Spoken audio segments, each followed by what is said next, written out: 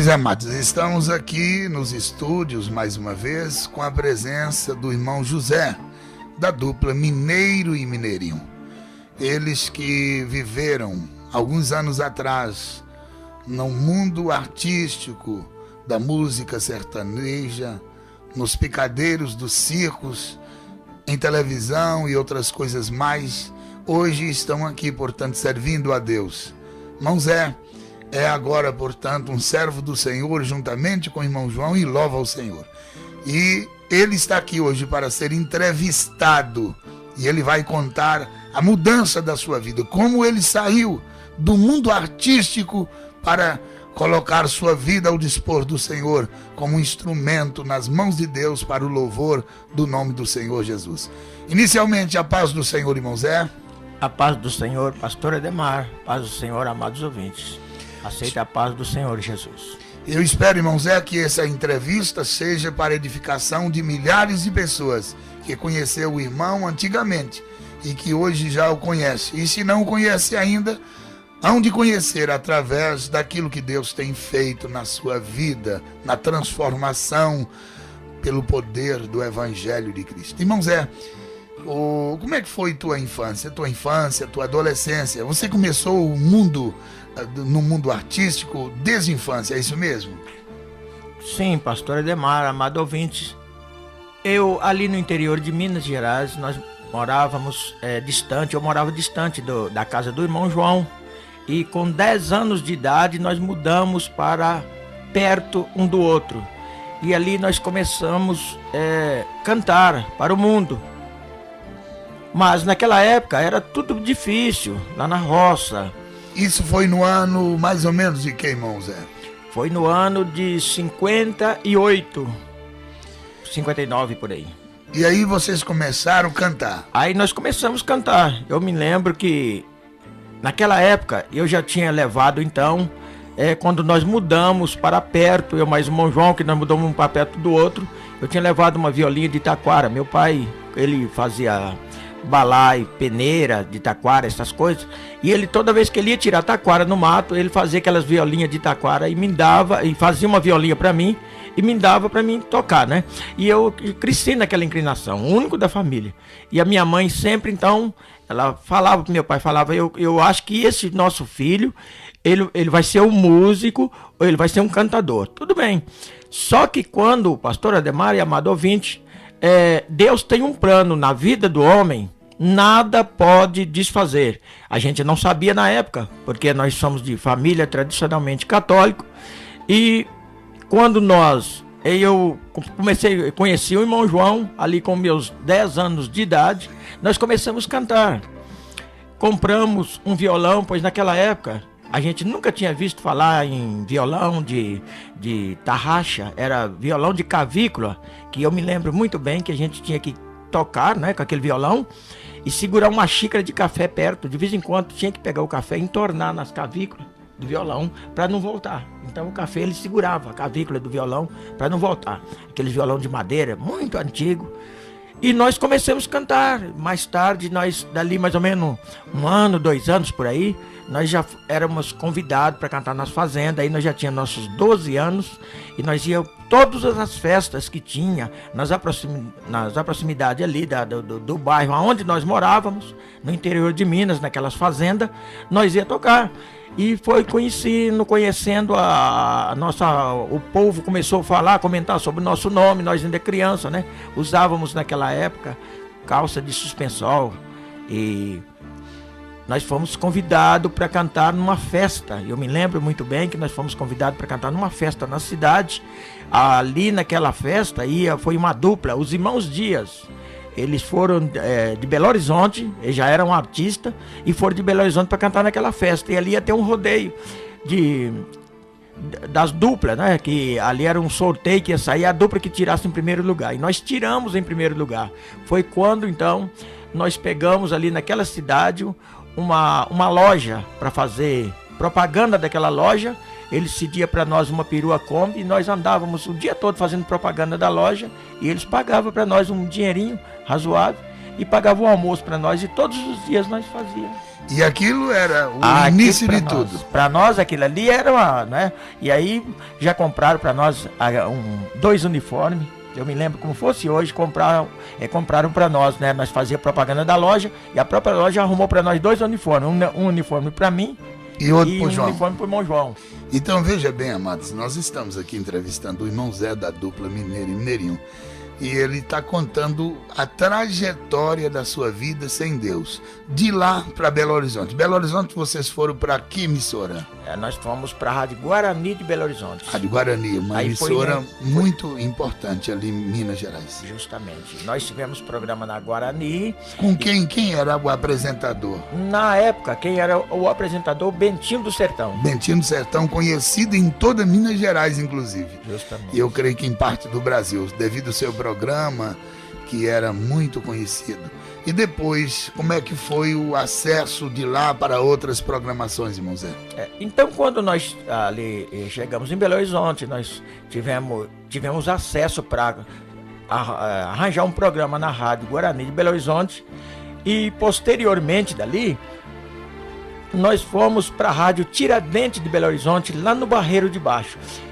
E ali nós tivemos a oportunidade de conhecer o trio Parada Dura, que o verdadeiro trio Parada Dura não é Criolo, Barrerito e Mangabinha, não. O verdadeiro trio Parada Dura, ela era Taperinha, Rancho Fundo e Mangabinha. Então esse era o trio Parada Dura. Esse era o trio Parada Dura. E no mundo artístico você conheceu bastante assim cantores, irmão? Nós tivemos a oportunidade, né, de conhecer apresentadores, apresentador, tivemos bastantes oportunidades, conhecemos eles, inclusive alguns a gente fizemos alguns shows juntos, fizemos programas juntos, né? Por exemplo, você lembra de quem, por exemplo, irmão? Ali, por exemplo, depois dos Irmãos Dias, nós conhecemos em Belo Horizonte, que é o trio Parada Dura, né? Taperinha, Rancho Fundo, Mangabinha, e eles deram bastante assim ajuda para nós no rádio, incentivo, como fazia para pegar shows e assim por diante, né? Então foi aonde nós tivemos assim vamos dizer assim, nós tivemos um grande conhecimento através do rádio, né, naquela época, e começamos a fazer show no interior de Minas. Ali nós começamos a fazer show, fazer propaganda, né? Os patrocinadores pagavam os horários dos programas para nós, e foi quando então eles colocaram o nosso nome, João e Gonçalves, mas também não pegou. Então até aí nós não tinha gravado. O primeiro nome da dupla era João e Gonçalves. João e Gonçalves. Aí não pegou. Aí depois eles colocaram Gonçalves e Oliveira. Também não pegou.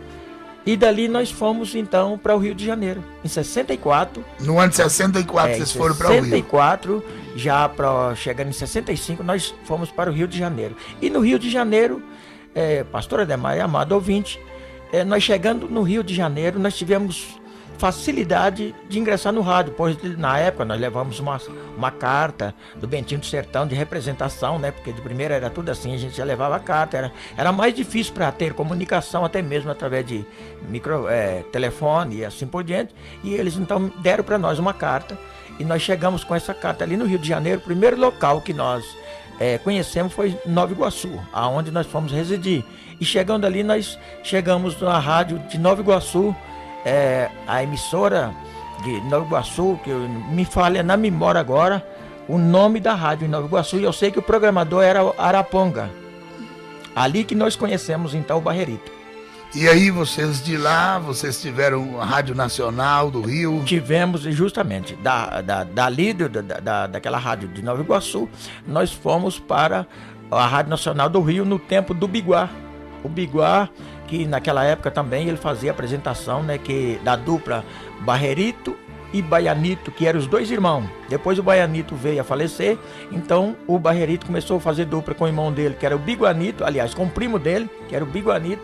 O Biguanito também teve um acidente de carro, ficou acidentado e não deu mais para andar. Aí foi na época então que o Barrerito, ele ficou sem parceiro e ele veio embora para São Paulo. E em São Paulo ele começou a cantar com o Crione. E a dupla do trio Parada Dura, como o trio tinha se desfeito em Belo Horizonte, o Mangabinha chegando em São Paulo, aí encaixou o Barrerito Creone e Mangabinha. E aí formou novamente o trio Parada Dura, porque eles pegaram uma fase muito boa na época do Oscar Martim, né? O Oscar Martim, então, quando estava começando a gravadora Chororó em São Paulo. Então foi aonde o Oscar Martinho, na época da classe A, Zé Russo, Zé Bétio, ali na rádio Record de São Paulo, a linha classe A. Então naquela época eles ingressaram e no instante estourou sucesso. E aí eles tornaram famosos. Tornaram famosos para poucos tempos também, né? Também pouco Porque tempo. A fama do mundo, ela é uma passageira. fama que é passageira. Não adianta, ela passa rapidamente, né? Ô irmão Zé, e depois da Rádio Nacional, vocês tiveram, aí foram para a televisão. Sim, então na Rádio Nacional, nós fomos para a televisão. Mas na época, eu quero dizer para os irmãos, que na época então a televisão não era tão conhecida, na época, em 64, né? Ela despontava, ela começava a nascer. Justamente. A televisão nasceu exatamente nessa época. Isto mesmo, já tinha, mas era muito raro. Eu me lembro que na época a gente andava a distância longe, né? E a gente tinha muitos amigos artistas que então compravam a televisão e nós ia para assistir como é que era. Aquela televisão grande, justamente, preto e branco, né? A casa dos amigos ficava lotada de pessoas para assistir os horários do programa. Era só preto e branco também. E dali nós viemos para São Paulo. E São Paulo foi quando vocês ingressaram? Quando nós chegamos em São Paulo, foi já no fim de 69 para 70. Aí já chegamos em São Paulo, já tínhamos assim conhecimento, né?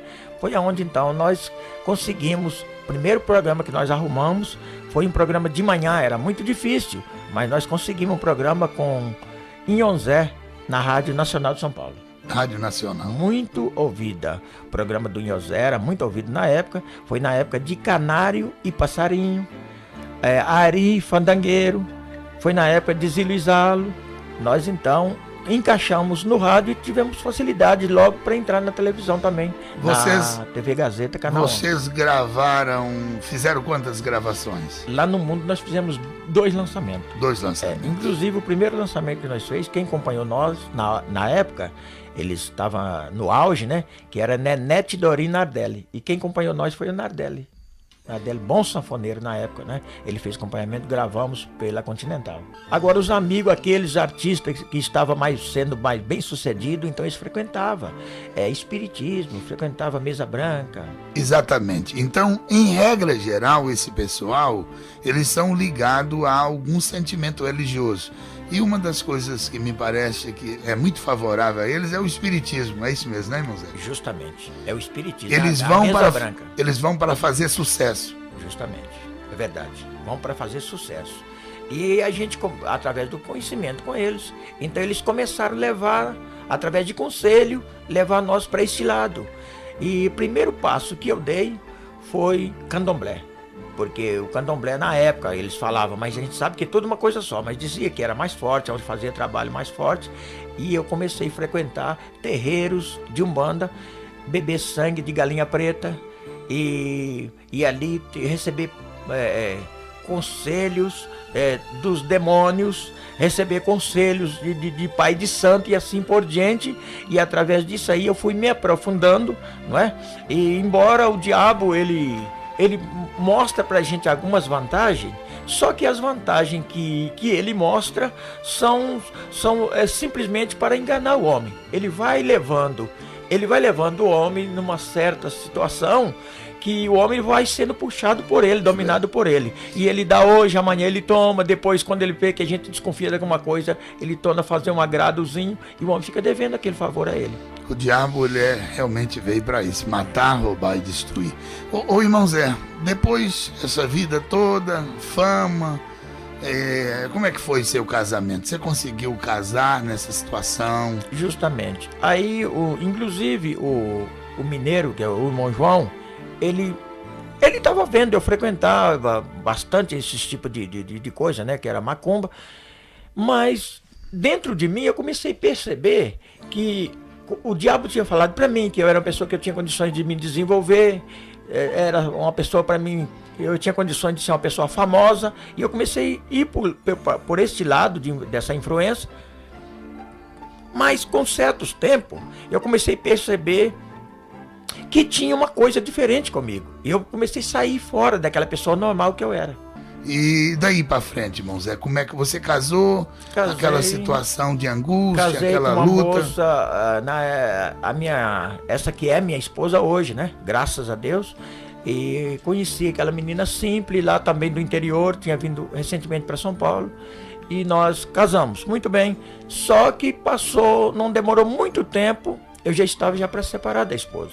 Por causa que eu tinha já levado ela também para macumba, eu tinha levado ela para o espiritismo e nós frequentávamos espiritismo. E justamente através do espiritismo, eu me lembro uma vez, ali no Rio de Janeiro, talvez o pastor Ademar conheça, e muitas pessoas conhecem um bairro chamado Monteiro.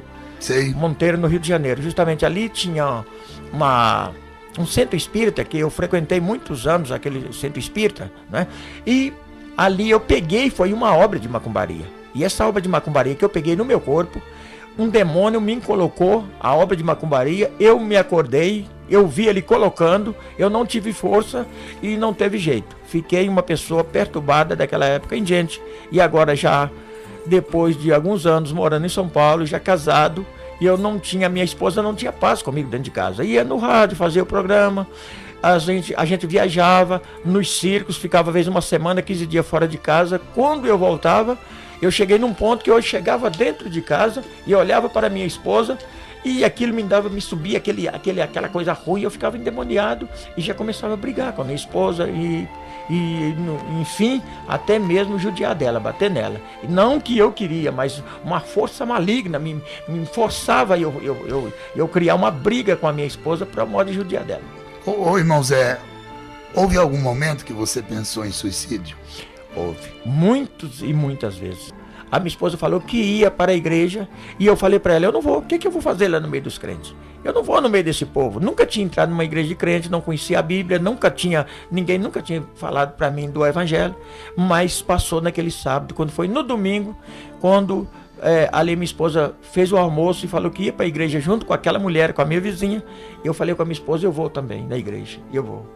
Aí coloquei, né, o costume que a gente tinha, o pastor Ademar, sempre quando a gente saía para ir em qualquer sociedade, então a gente vestia aquelas roupas bem extravagante. Então eu coloquei uma camisa, naquela época aquilo não era camisa, espécie de uma capa, né, é uma bata grandona, com um cordão amarrado no meio, uma calça, daquelas calças boca de sino que tinha aquelas línguas vermelhas assim de lado, né, o cabelo, o meu cabelo parecia uma caixa de marimbondo. A costeleta, ela cobria todo o rosto, vinha cá embaixo do queixo.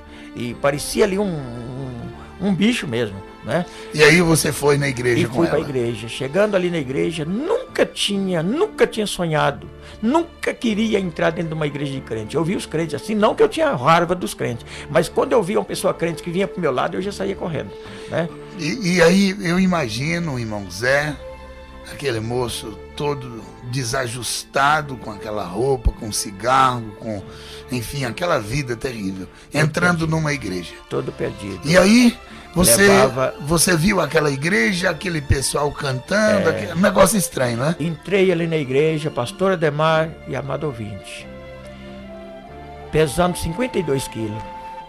Era pele e osso? Pele e osso, mas endemoniadinho, com a carteira cheia de patuá. Carregava patuá que eles me davam lá na macumba. O bolso, um cigarro. Aquelas ameixas de cabelo. Mas quando eu cheguei naquela igreja, eu olhava aqueles irmãos, aquelas irmãs, aquelas pessoas que chegavam ali, eu observava que eles entravam na igreja e não olhavam para ninguém. Nada mais chamava a atenção deles a não ser, já chegava, caía de joelho e começava a orar. E olhava assim para cima, e às vezes com os olhos abertos as lágrimas desciam. E eu ficava até olhando na direção que eles olhando para cima, eu ficava olhando para ver se eu via alguma coisa, não via nada. Mas eu pensava comigo assim, mas esse camarada, ele tá vendo alguma coisa. É verdade. Ele tá vendo alguma coisa, porque ele tá assim com os olhos fitos e chorando. E como é que pode? O camarada, não tem jeito da pessoa fingir desse jeito. Isso aí não é fingimento, mas desconfiadão. Muito bem. Mas era Deus ali era mesmo. Deste jeito. E aquilo, um coração partido, né, irmão Zé? Não, mas aí aquilo me chamou a atenção. Eu falava, mas A pessoa não olha para ninguém, não olha ninguém aqui, repara o outro. Ninguém aqui olha para o outro, e só olhando só para cima e pedindo esse tal de Jesus, pedindo a Deus, mas como é que pode? Ele está vendo alguma coisa. Então, o próprio gesto que as pessoas faziam me chamava a atenção, porque eu falava, ele está vendo alguma coisa, isso aí não tem jeito. Alguma e coisa os olhos está vendo. Derramando lágrimas. Justamente. Aqueles irmãos, aqueles irmãozinhos, aquelas irmãzinhas que chegavam, que dobravam o joelho, era só enquanto levava a mão para cima, já começava a derramar lágrimas, chorando, falando aquelas línguas diferentes, e aquilo me chamou a atenção. Aí, justamente, terminou.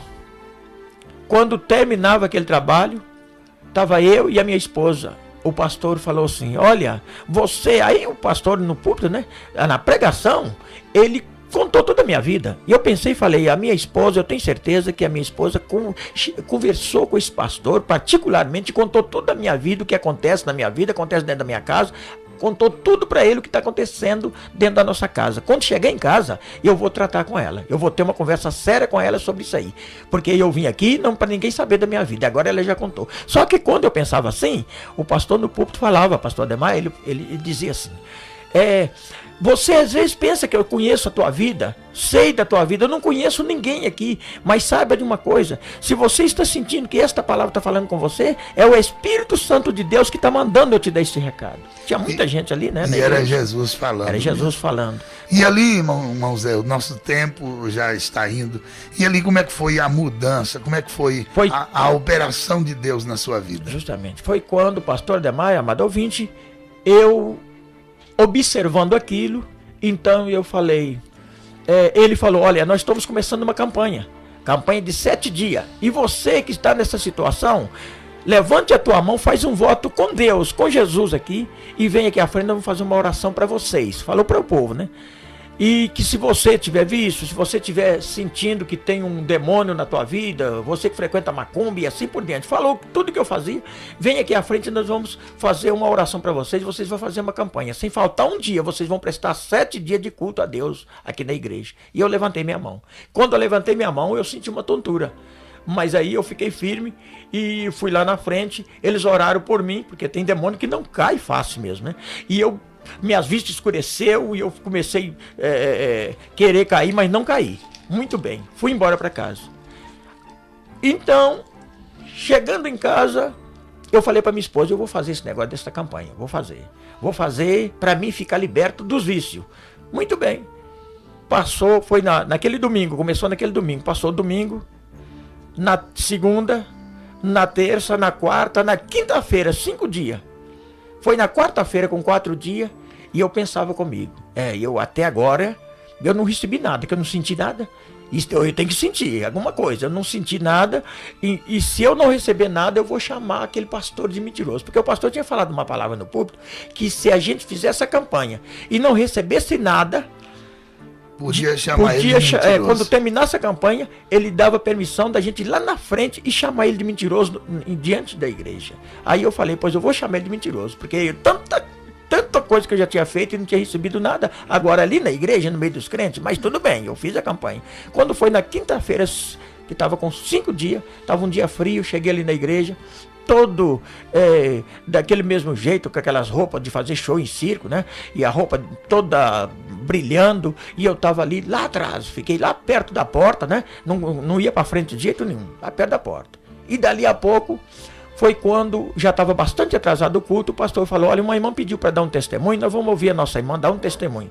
E aquela irmã foi na frente e deu testemunho.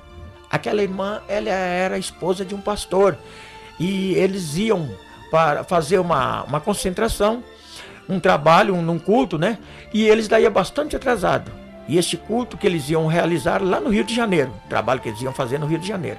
E perto de Volta Redonda, eles lá iam, naquela época, eles lá iam com um carro, Corcel, e naquele Corcel lá ia 4 filhos deles dentro do carro, e foi quando o esposo dela foi fazer uma ultrapassagem de um veículo, que lá ia na frente dele, e ele deu com um caminhão de frente, e ele foi para tirar fora aquele carro, saiu fora da pista e caiu numa ribanceira com eles. Naquela hora, aquele carro começou a dar tombo, e então ela contava assim, que ela fechou os olhos e começou a pedir misericórdia ao Senhor. Jesus, misericórdia, misericórdia, Jesus, o teu sangue tem poder. E foi justamente naquela hora ela dizia que aquele carro parou. Depois de dar muito tombo, ele parou lá embaixo, que ela abriu os olhos, aquele carro parou com a metade para cair dentro de um rio, lá embaixo. E tinha uma mão, espécie mais ou menos de 1 metro de distância do carro, aquela mão muito grande. Segurando o carro. Glória a Deus. E aquela mão estava segurando o carro, e aquela mão foi desaparecendo assim, misteriosamente, e eles escaparam sem tomar um arranhão. Ah, naquela hora, pastor Ademar. Aleluia. Glória a Deus. O fogo caiu sobre a igreja. Eu não vi mais nada também. Não vi mais nada. Eu desapareci dentro da igreja. Desapareci. Quando eu voltei no meu normal, que eu voltei assim, e eu estava já agora lá na frente do púlpito, lá na frente, ali na frente do púlpito, e eu corria de um lado para outro, porque eu olhava assim para cima e vinha aquelas línguas de fogo, mas muitas línguas de fogo, elas vinham, pousavam sobre a minha cabeça e começavam a correr no meu corpo, e aquela fogueira, e eu batendo as mãos para conseguir, ver se conseguia apagar aqueles fogos, e pedia para aqueles obreiros que estavam ali ao meu redor para me ajudar. Eu queria falar com eles, me ajuda, porque eu tô sendo queimado, o fogo está me queimando. Mas eu ia para pedir, não tinha jeito, que a língua enrolou toda na boca, e eu já falava outras línguas estranhas, e chorando, e os obreiros ali também falando língua estranha junto comigo. Imagina, e aquela fogueira no meu corpo. Coisa linda, né? Aquelas labaredas de fogo vinham, conforme elas vinham assim, aposavam no meu corpo, e meu corpo, aquela fogueira na minha roupa, e eu batendo com a mão, apagando, mas não tinha jeito. E eu olhava assim, aí já vi agora um clarão. Glória a Deus. Aleluia. Era o Espírito Santo de Deus. Ah, coisa linda. Já vi Aleluia. Um clarão diferente. Eu olhei para aquele povo da igreja, já vi aquele povo agora com aquela feição linda, aquelas feições bonitas, aquele pessoal, e aquilo aqui eu não contia. Eu me lembro que naquela noite, quando terminou aquele culto, o banheiro era assim do lado de fora da igreja, e eu entrei assim no corredor ao lado da igreja, fui lá para os fundos do banheiro, fiquei 45 minutos chorando, falando língua estranha, do jeito que eu estava, daquele jeito, cabeludão, todo danado, não conhecia, não sabia o que estava acontecendo comigo, e queria me controlar, mas não tinha jeito. Terminou, eu fui embora para casa.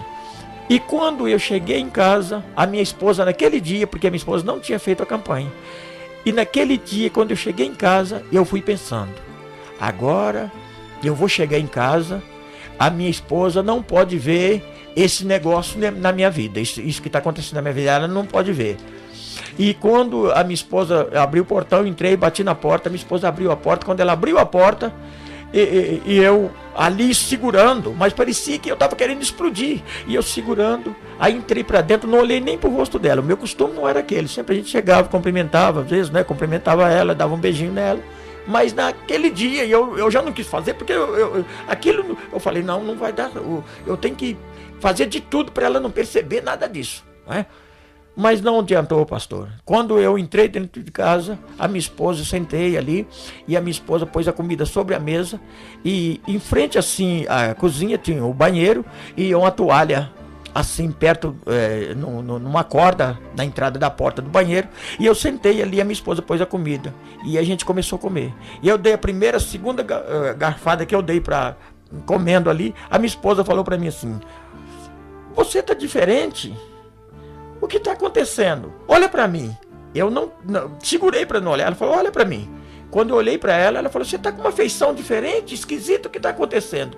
Na hora que ela falou, você está com uma feição diferente, esquisita, eu já levantei da mesa e para entrar no banheiro, e quando eu fui para entrar no banheiro, que eu agarrei aquela toalha para cobrir meu rosto, aí já não teve mais jeito, aí já danei falar língua estranha, e comecei a chorar, e já joguei a toalha para ela, e já comecei a falar com ela, olha, a partir de hoje Jesus mudou minha vida, eu sou crente, a partir de hoje eu sou nova criatura, eu sou outra pessoa, eu não sei, mas agora eu sou um crente, falando em língua ali, falando em língua, aí já deixei a comida para lá, levantei, e no mesmo quintal moravam meus pais e o irmão João, que é o mineiro, né? Ele morava junto com nós, E aí, naquela hora da noite, isso já era meia-noite e pouca, eu levantei ali, e a minha esposa assustada, sem entender também, e fomos na casa do meu pai, chamei a minha mãe, meu pai, meus irmãos, 5 irmãos, o irmão João, reuni todo mundo ali, e tinha uma área muito grande ali na minha casa ali, né, que era o mesmo quintal, e reuni eles, chamei eles debaixo daquela área, e já comecei a pregar para eles, falar com eles que eles tinham que aceitar Jesus, que agora eu estava vendo coisas gloriosas, eu estava sentindo uma coisa que eu já era crente, que eles tinham que aceitar Jesus também, sem entendimento, mas eu falava para eles que eles tinham que aceitar Jesus, que eles tinham que ser crente. E conforme eu pregava, pastor, amado ouvinte, para eles, isso já era tantas lá para 1h da manhã, e eu mostrava para o mineiro, para o irmão João ali debaixo daquela área, ali os meus irmãos, tudo assustados, minha mãe, meu pai e o irmão João, e eles assustados, e conforme eu pregava para eles, falando para o irmão João, que agora ele tinha que ser crente, ele tinha que aceitar Jesus, os meus irmãos, apareceu milhares e milhares de anjos de vestes brancas, aquela coisa linda, aquele coral por cima da nossa cabeça e cantando aquele cântico, mas aquilo explodia. Eita, coisa linda. Coisa gloriosa. E eu mostrava. Você tem saudade desse dia? Sem dúvida, meu pastor, é dia inesquecível. Não tem como. Dá vontade de chorar, não dá? Sem dúvida. Aleluia. A gente tem que controlar pra gente não chorar, né? Mas aí foi aí sua família, muitos deles aceitaram o Senhor Jesus. Veja bem, na hora não. Porque eles não sabiam, eles não estavam entendendo o que estava acontecendo. Eu também não estava entendendo, só que eu entendi uma coisa, que uma coisa fazia eu falar dessa maneira e sentir também dessa maneira, né? E ali, não dormi naquela noite, porque dali eu já peguei, primeira coisa que eu peguei foi uma televisão que eu tinha em casa, né? E peguei aquela televisão, trouxe, coloquei bem para baixo, assim, tirei ela de dentro de casa e coloquei na porta e ali já quebrei tudo aquilo. Quebrei a televisão, muito bem, porque naquela campanha daqueles 4 dias, dentro daqueles 5 dias, eu já estava agora indo na igreja, então eu já estava vendo o pastor falar sobre as coisas que levavam o homem para o inferno, né? Muito bem, e comecei, quebrei a televisão, dali a pouco já peguei aquelas imagens, eu tinha imagens na minha casa, eu tinha uma imagem da Aparecida do Norte, na minha casa, pastor Ademar, amado ouvinte, que aquela imagem, por trás dela, tinha aquele oco, por trás dela não tinha nada. E eu tinha uma oração de Santa Catarina, e essa oração de São Marco da Orelha Parada, por 3 vezes eu perdi essa oração, em outros lugares muito distantes. Aí passava 2, 3 dias, e eu ia ali atrás daquele oco, nas costas daquela imagem da Aparecida do Norte, e chegava lá, pegava aquela imagem e olhava ali dentro, a oração estava lá dentro. Eu podia perder, por exemplo, eu estava aqui em Curitiba, se eu perdesse aquela oração aqui, eu chegava em São Paulo, eu já ia lá direto, lá onde estava aquela imagem colocada naquele determinado lugar dentro da minha casa, aquela Aparecida, chegava lá, só pegava ela e olhava, as orações estavam lá dentro, o diabo pegava e levava e colocava lá. Documento que eu perdi, o diabo levava 2, 3 dias, o diabo levava lá na minha casa e colocava ali, nas costas daquela imagem que eu tinha ali. Isso foi muitas e muitas vezes, foi a primeira que eu quebrei. Cheguei nela assim, já dei nela uma paulada que um pedaço voou para todo lado. Mas me deu mas era o Espírito Santo de Deus fazendo isso, que a Bíblia manda quebrar e queimar no fogo, né? Muito bem, e fui queimando, e fui quebrando, e aquelas coisas fui quebrando. Amanheceu o dia, e eu olhava para mim assim, agora eu olhava assim no espelho, não tinha como, porque eu olhava no espelho, e aquilo me dava vergonha, eu começava a ficar com vergonha de mim. E o dia amanheceu, e ali eu fui para o barbeiro, cortei o meu cabelo, fiz a minha barba, não achei que estava bom, chegando em casa, olhei no espelho, parece que não estava bom, voltei de novo no barbeiro e mandei abaixar mais o meu cabelo, as minhas roupas de fazer shows em circos e aquelas coisas, tudo que não agradava a Deus, eu fui destruindo, levei mais de mês para tirar, de vez em quando eu achava alguma coisa lá em casa, que era coisa de circo, pegava, quebrava, pegava e queimava, fotografia, pornográfica de outros tipos de mulher, fui queimando tudo aquilo, acabei quando levei mais de mês para fazer uma limpeza na minha casa e nisto a minha esposa agora já era crente, porque naquela noite a minha esposa aceitou Jesus, a minha mãe começou a falar para mim, Meu filho, você agora tá com encosto. Agora que você ficou com encosto. Porque eu falei, eu era de família tradicionalmente católica, né? Minha mãe muito católica. E a minha mãe então falou pra mim no outro dia, falou: meu filho, olha, você sabe por quê? Porque você não tem fé na Aparecida do Norte. O que você fez? Você destruiu ela, você tá desse jeito. Mas passado 3 dias, eu adquiri uma Bíblia. Então, naquele alvoroço, a minha esposa saiu, foi na casa do pai dela. E eu ali dentro de casa sozinho, era mais ou menos meio-dia, 1h, e eu comecei a abrir a Bíblia. Inclusive o Senhor Jesus me deu até um hino, né, intitulado Mensagem de São Mateus, e eu abri a Bíblia no livro de São Mateus, sobre a crucificação de Jesus, e aquilo para mim foi uma surpresa. Quando eu li ali uns 3 versículos, né, do livro de São Mateus, falando sobre a crucificação de Jesus, eu estava sozinho dentro de casa. Uma voz, estava com 3 dias que eu tinha aceitado Jesus, uma voz falou para mim: chama tua mãe. Eu olhei e não tinha ninguém dentro de casa, pastor. Nós estamos entrevistando o irmão Zé, da dupla Mineiro e Mineirinho. E vocês fiquem atentos, porque daqui a pouquinho será o desfecho final desse testemunho.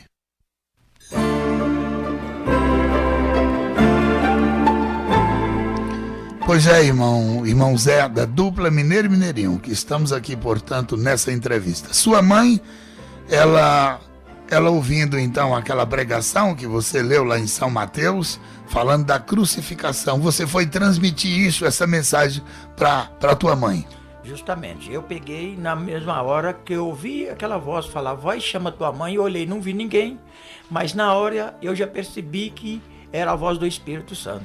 Aí eu não perdi tempo, corri na casa da minha mãe, assim na frente, no mesmo quintal, né, e chamei a minha mãe. Ela ficou meio desconfiada. Assim, ela falou: o que é que você quer comigo? Eu falei: olha, vem aqui em casa um pouquinho que eu vou mostrar para a senhora uma coisa.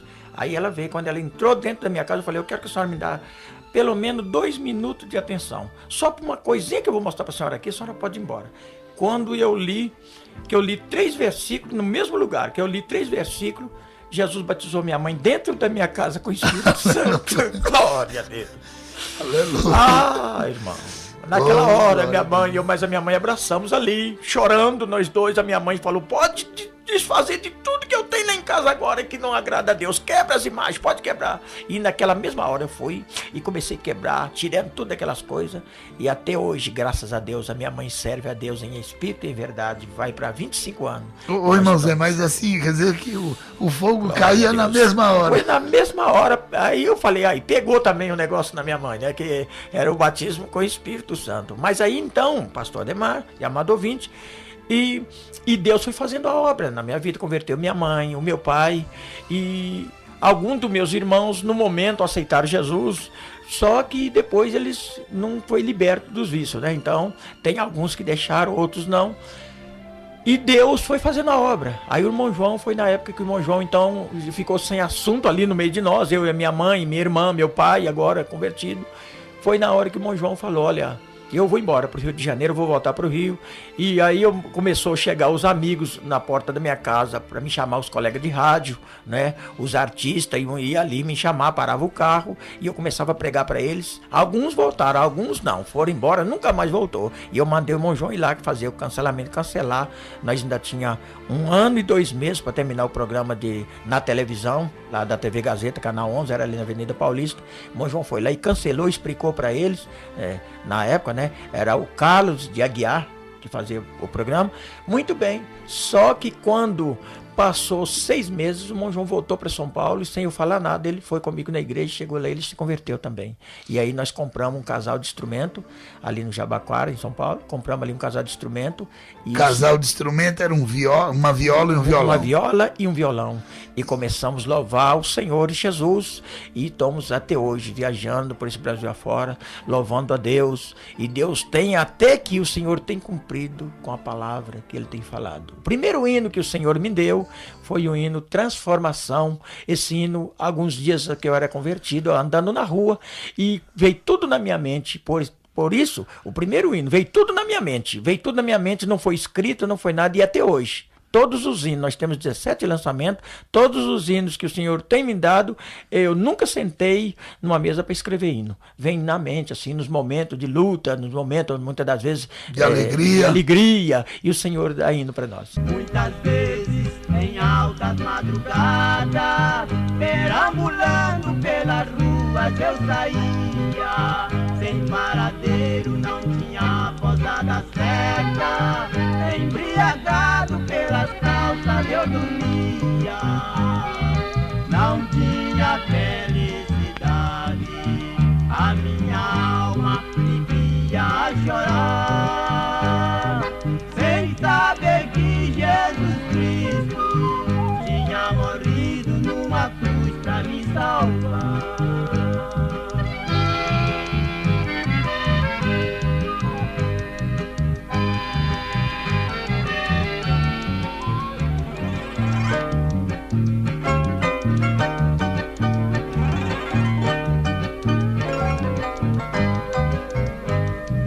Hoje eu louvo ao Senhor, agradecido pelas bênçãos recebidas, por me livrar da condenação da morte, me libertou e salvou a minha vida.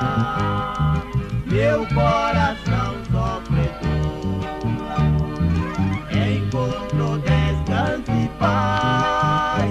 Com Jesus a vida é mais vida, a minha alma não chora nunca mais. Glória a Deus. Quer dizer que com Jesus agora A é só vida prazer. é a verdadeira vida, né? Aleluia. Glória a Deus. Dá vontade de chorar, Aleluia, né, irmãozinho? Jesus. Glória a Deus. Você sente a presença de Deus quando vai cantar esses hinos, irmãozinho? Ah, irmão, sem dúvida. Aquilo que Deus dá pra gente, se for verdadeiramente de Deus, irmão.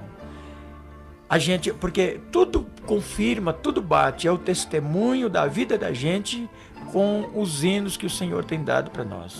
Você só canta aquilo que Deus coloca no coração. É por isto, pastor Ademar e amado ouvinte, eu digo para os irmãos que o homem sem Deus, ele não é nada, mas o homem com Deus é tudo. Uma certa feita, nós vemos pela Bíblia que um homem, que o Senhor falou para ele: Paulo, a minha graça te basta. A graça de Deus, quando está na vida do homem, nem ele sabe, mas ele faz proeza. Porque o que faz ele sentir esta graça é somente o Espírito Santo de Deus. E pastor Ademar, amado ouvinte, tem muitos lugares que nós vamos cantar. Às vezes os irmãos pedem para nós cantar esse hino, e a gente começa a cantar, canta o primeiro, e no segundo verso já não dá para cantar mais.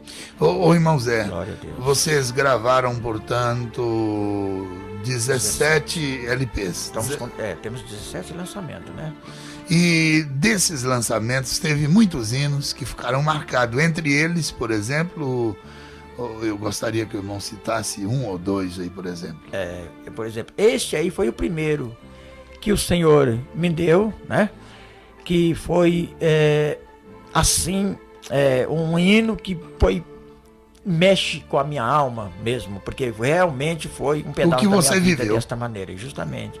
E logo em seguida o Senhor me deu um hino que é o hino que mais repercutiu, e eu creio que até hoje, porque aonde nós cantamos esse hino, o Senhor tem operado de uma maneira gloriosa. Os Três Viajantes. E é o que nós vamos ouvir Glória a também Deus. neste momento.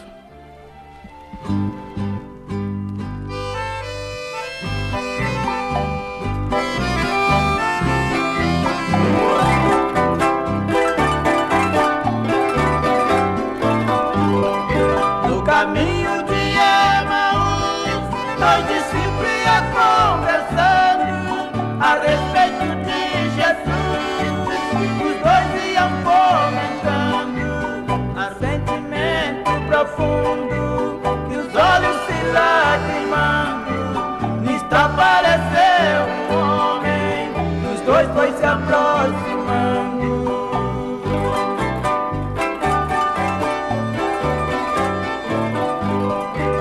Aquele homem peregrino, perto deles foi chegando, cumprimentou todos dois, os três foram caminhando, e aqueles dois discípulos continuou conversando.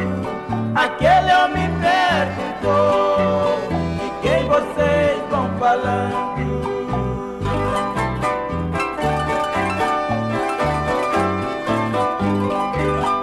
Daqueles dois discípulos, pra aquele homem respondeu: os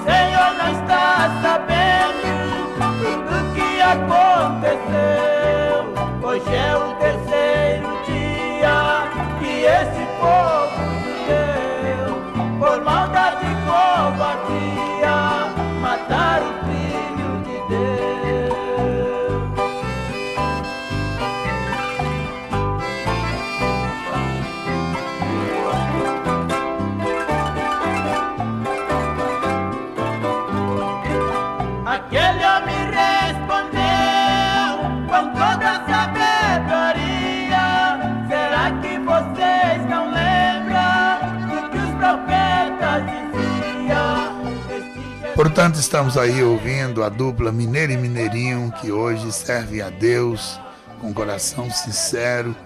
Ô irmão Zé, lamentavelmente hoje a música evangélica está muito deturpada devido aos cantores mundanos que hoje estão aí infiltrando, portanto, músicas mundanas e etc. Mas de alguma forma, a gente já conhece há tantos anos os irmãos, e os irmãos não vivem no evangelho, diríamos assim, com essa mistura. E graças a Deus que isso os irmãos têm conservado até hoje, né, irmão Zé? Graças a Deus, pastor Ademar. Porque o Senhor, quando o Senhor me chamou, o Senhor me deu uma visão. E a visão que o Senhor me deu é a coroa. A visão que o Senhor me deu, a transformação que o Espírito Santo de Deus fez na minha vida, e eu quero segurar até no último dia da minha vida aqui nessa terra. Porque o sentimento, o próprio Senhor Jesus, quando ele transforma a vida do homem, ele dá um sentimento. E esse sentimento tem que continuar na nossa vida, que é o sentimento espiritual, o sentimento pela causa do Evangelho, o sentimento pelo trabalho de Deus. Então a nossa alma, ela se alegra quando verdadeiramente nós não mudamos, não podemos mudar. A nossa conversão, a Bíblia diz que nós temos que ficar da maneira que nós fomos chamados. De que maneira? Se nós fomos chamados verdadeiramente no fogo, no Espírito Santo, deixamos todo mundo a coisas que não agradam a Deus, por que agora, depois de muitos anos, eu posso falar para o irmão João ou para os irmãos dizer, não, agora nós vamos mudar, vamos estudar um modo de fazer um hino assim, para que tem mais saída, que vende mais, que vai para a mídia, porque agora diz que está existindo até negócio de mídia no Evangelho, né? Porque isso não, a nossa mídia que nós sabemos é o Senhor Jesus, mas diz que existe isso aí. Então, é por isso que nós, louvado seja o nome do Senhor Jesus, não perdemos e nem podemos perder esta visão espiritual, pastor Demar. Ô irmão Zé, só para encerrar, hoje você é um homem feliz no Evangelho? Sou feliz. Eu vou ser sincero para o irmão, eu me sinto o homem mais feliz do mundo. Particularmente da minha vida, eu sou feliz porque o que eu era no passado, e hoje a gente vê viajando por esse Brasil afora, a gente vê pessoas de fama, pessoas com muito dinheiro, pessoas de nome e tanta vanglória deste mundo. Mas eu tenho certeza que essas pessoas interiormente, no seu interior, eles não são felizes. Pode fingir, né? Dizer que é feliz, mas não é feliz, porque a verdadeira felicidade, o homem tem que ser transformado, não de fora para dentro, mas de dentro para fora, aí tudo é transformado. Hoje é completamente diferente. Eu me sinto agora um homem feliz, um homem realizado, estou tranquilo, porque o momento em que o Senhor me chamar, e eu estou pronto, porque eu tenho certeza que ali no céu vai ser muito melhor ainda, né? Para nós, né, pastor? É verdade. Deus abençoe. Tá aí o testemunho vibrante do irmão Zé, da dupla Mineiro e Mineirinho, que marca, portanto, e para os ouvintes aquilo que Deus tem feito na sua vida. Amém. Deus abençoe os irmãos, Deus abençoe os ouvintes de todo o Brasil que acabaram de ouvir aí a entrevista do irmão Zé, da dupla Mineiro e Mineirinho. Eu era uma ovelha desgarrada, vivia bem distante do pastor. Um dia bem na beira da estrada, o dono das ovelhas me